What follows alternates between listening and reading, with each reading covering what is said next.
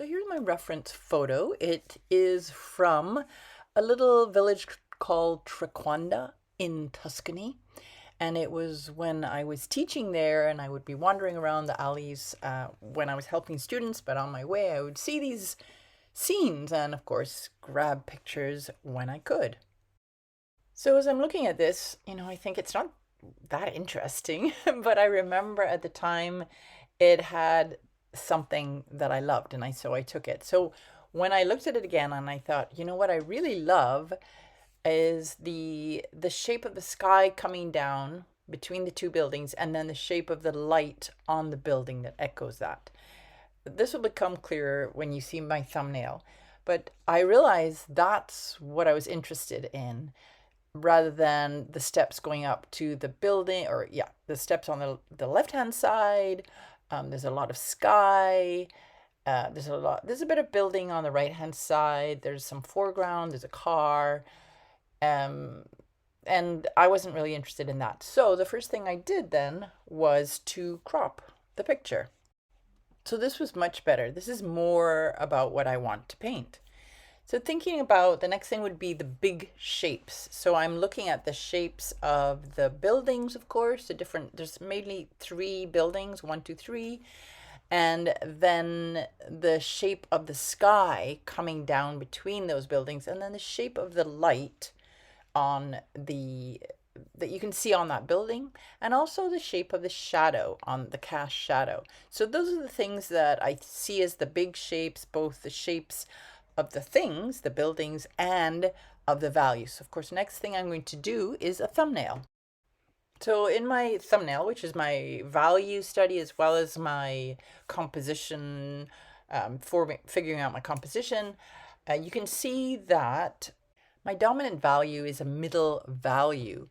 It's the thing that takes up, it's the value that takes up most of the space, then the light value, and then you can see I've just put in a few dark values. So the doorway, under the roofs, a couple windows, probably something on the right hand side, not exactly sure yet. And then the figure. So I've added a figure. Let's go back to the reference photo. All right, here, let's take a quick look. I'm looking at things like details. So on the left, you can see there's something up in the window. There's a bunch of little flowers. There's pipes. There's the stones. There's little cast shadows. There's a lantern. There's lots of lines. There's laundry.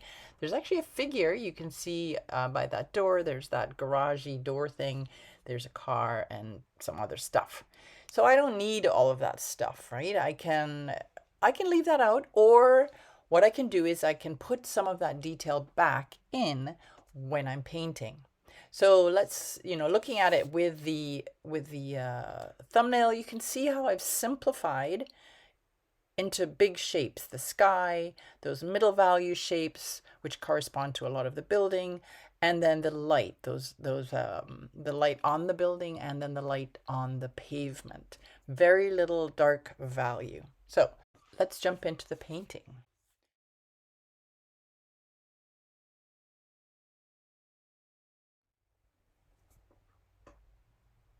And lightening it quite a bit.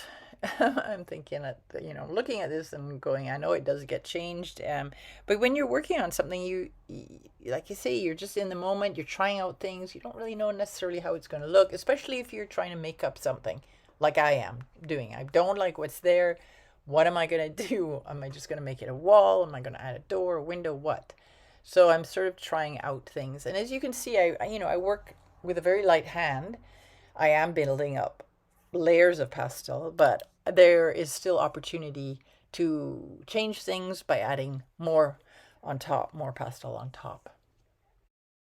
And now I'm bringing in those mat boards. I do this near the end of the painting to see, okay, I'm looking at it, what's needed, what's missing, what do I need to accentuate, de-accentuate.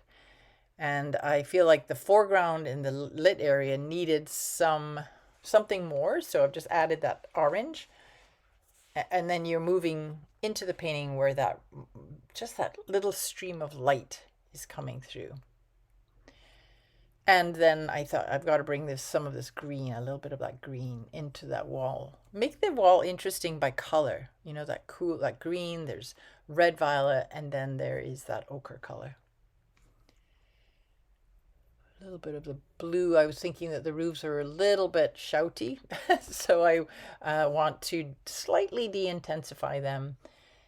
And when you think of, the again, the sky is reflecting down, there is going to be some sort of blueness in there.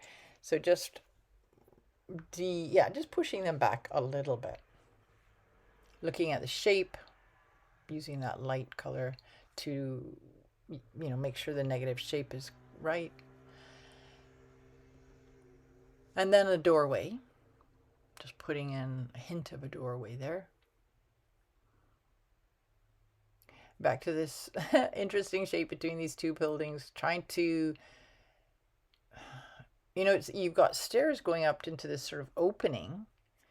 And looking back, I think, well, should I have just made it another wall with some windows in it?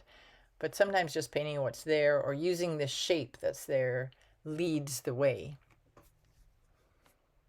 And I think it's like that balance between trying to make too much detail, giving the viewer too much information, and just giving a viewer enough information to make their own story of what's going on. So I'm working on that door again, darkening that light area and just making it a simple, like a door, and adding a little bit of a window possible space or something, like a little opening in the wall, which is what's in the photograph, interestingly. Definitely nearing the end now because, with those mat boards, I can see, it's pretty much done and it's easy to just keep fiddling. But except for those few little things that I wanted to adjust. And this is that connection between the edge of the wall and the pavement.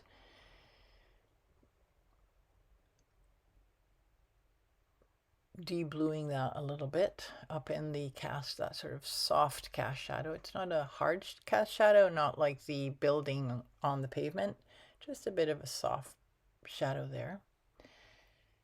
And at this time of the painting, I'm doing something and then I'm stepping back, and I'm doing something and I'm stepping back, and I've cut out all of that so you don't have to sort of watch me just look at the painting.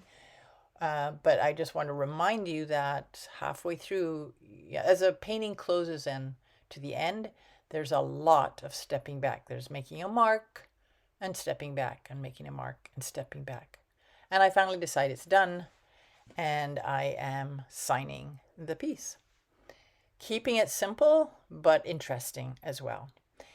And here are the pastels that I use. Unison color, you can see the darks on the left, the 3 darks, the 5 middle values in the middle, and then those 4 light values, that bright yellow that I used initially as in the first layer, and then that blue that I put over, and then the orangey color that I brought in, and then that very light color. It is a yellowy color, so it's not pure white, but it looks so much whiter than the other colors. And here is a closer view of the painting. You can see the marks, the looseness of it, the little bit of lantern in the background, the figure, and then that the cast shadow. And here it is in black and white, so you can see it compared to the thumbnail. You can see how, I kept fairly close to that, changed things slightly, but you can see though in black and white those big shapes of value. And here is the final painting, Afternoon in Trequanda, Tuscany, Unison Color Pastels on UArt 500 paper, 8 3/4 inches high by 5 3/4 inches wide. And I'm hoping that you can feel a sense of warmth and quiet, and also see those big shapes, how I kept it simple, but then added to the details to give context, and of course added a lot of interest, I hope, in color. Thanks very much for watching.